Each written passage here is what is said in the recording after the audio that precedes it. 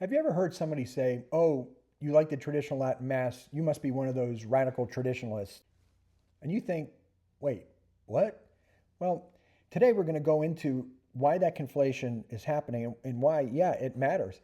If you're a Catholic who loves the traditional Latin Mass, or even just a Novus Ordo Catholic who might be interested in it or curious about it, you deserve clarity. Let's get into it. But first, let's define some terms here. What do I mean by traditional Catholic? I'm in this context and for our purposes, it's someone who loves the traditional Latin Mass. That's basically it. We embrace traditional devotions. Maybe we prefer Latin in the liturgy, but we remain fully in communion with the Church's magisterium, the popes, and we recognize the post-conciliar reforms in their place. So, how is that radical? It's not. So, what do I mean by the term radical traditional Catholics? Well, it's used for groups or movements that reject the legitimacy of the post-Vatican II magisterium or even the current pope. Some say that we've not had a pope since at least 1958. Some say even before that.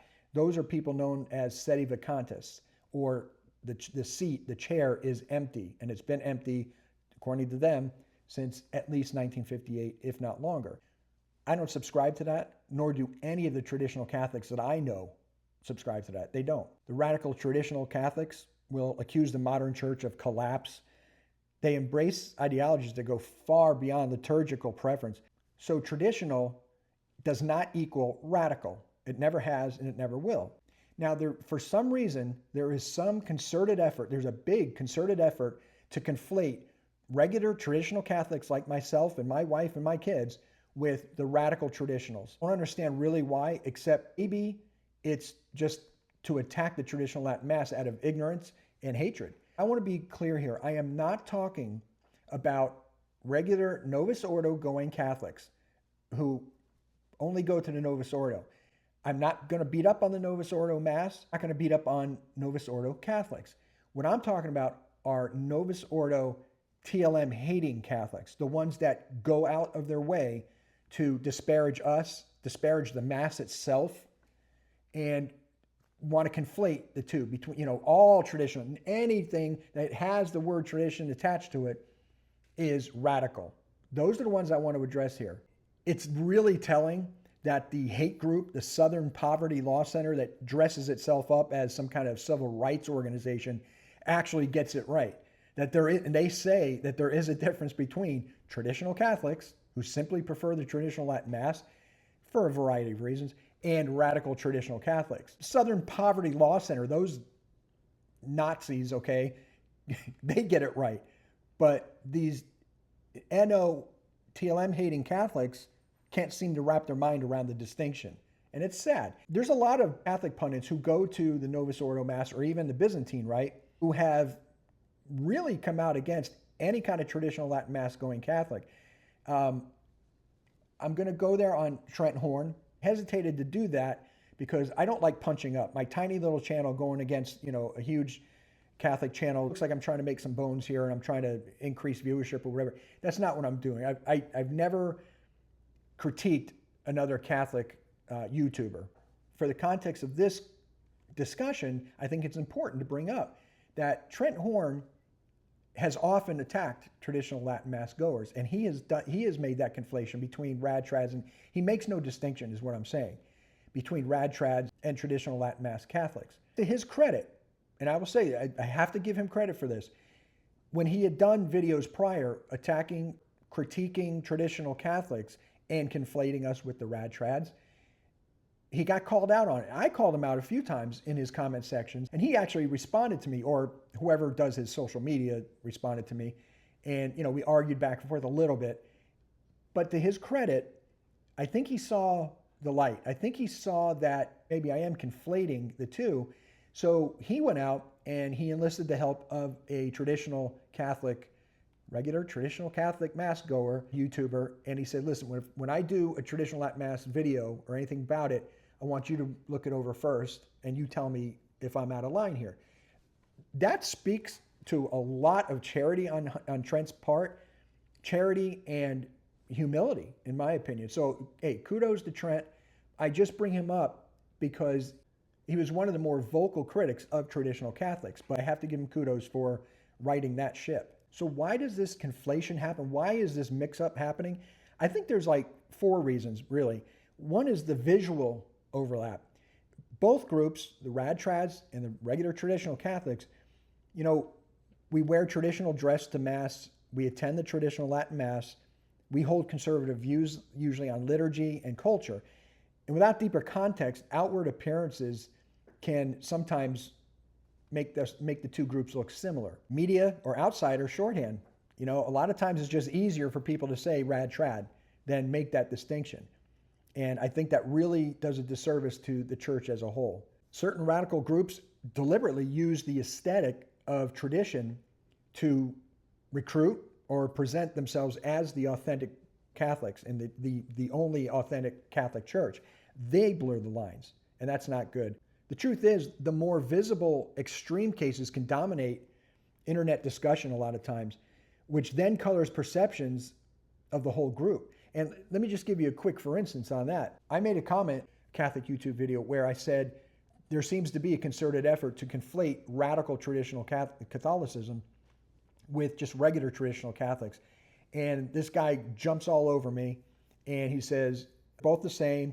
Tell me the last time you haven't heard a traditional Catholic complain about Amoris Laetitia and Vatican II and all these other things. And I said, look, I've been going to the traditional Latin Mass for about 10 years now. I have never, ever, and I've gone to the traditional Latin Mass all over the country. I have never heard anybody speaking ill of Vatican II, the current Pope, a lot of it was Pope Francis, any of his encyclicals. The truth is, we don't care. We don't care about that kind of stuff.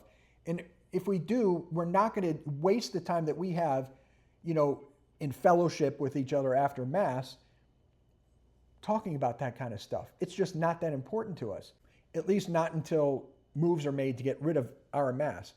Contrary to popular belief, we don't sit there after Mass and just wag our fingers at NO Catholics or Vatican II or the current Pope or Pope Francis and just complain about. No, these traditional Catholic churches, a lot of times, were ghettoized. They put them out in the boondocks. So everybody, almost everybody that goes to these Masses, they have to come from quite a distance away.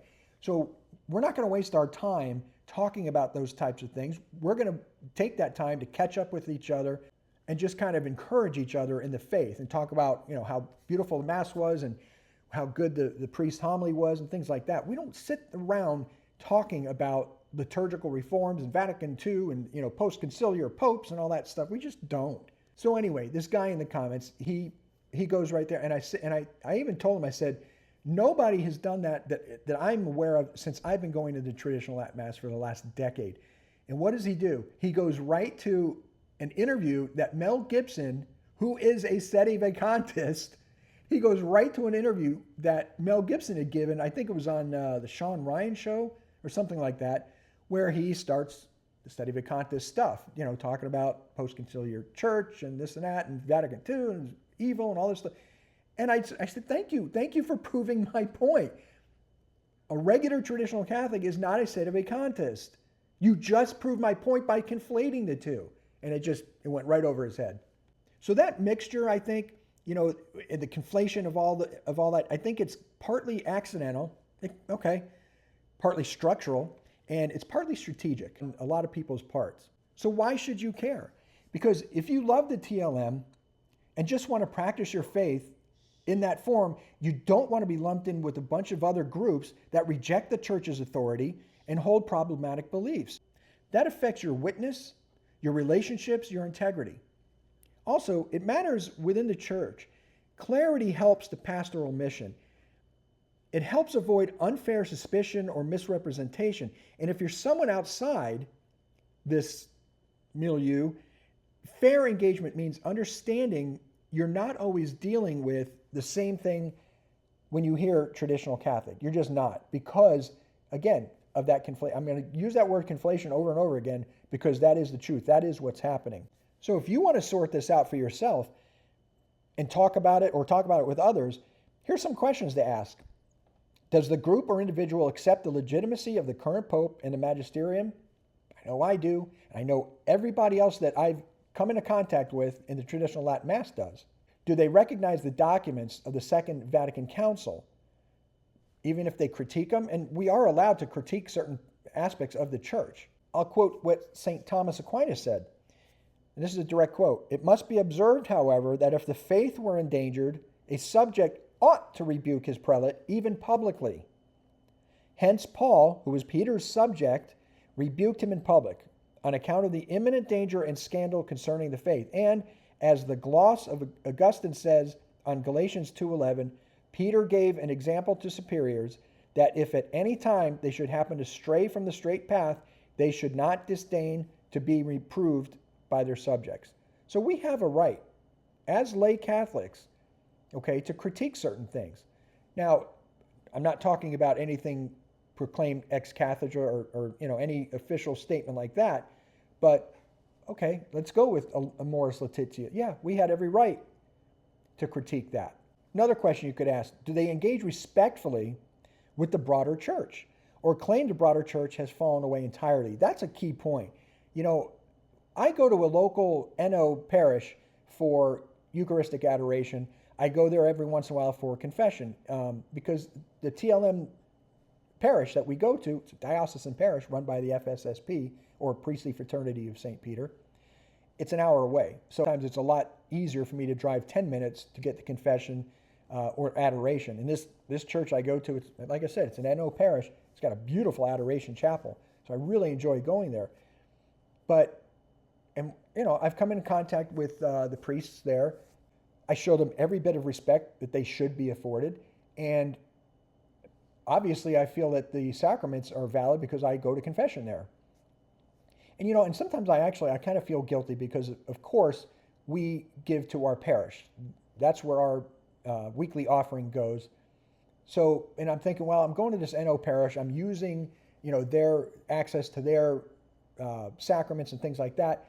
So when I go there, a lot of times I'll throw something in the poor box or just give an offering to the church itself in addition to what we do at our parish. Another question, are there social or political attitudes like anti-Semitism, conspiratorial thinking, extremist posture, raising red flags? For example, some investigations of rad-trad groups found anti-Semitic or extremist ideologies. Just said it's going to be a red flag. That might tend to indicate that that's a radical traditional group. If you love the traditional Latin Mass and you're not comfortable with those signs, you likely belong in the traditional camp and not the radical traditional camp. And that's a good thing to clarify. When I first started coming back fully into the Catholic Church, I never left it, but I wasn't really attending Mass or anything like that.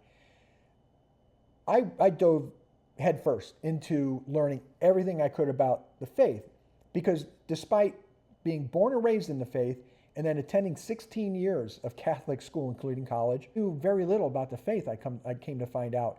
And I hated that. So I really dove headfirst into the magisterium and different documents and things like that. And Catholic Answers was a huge help for me in that manner.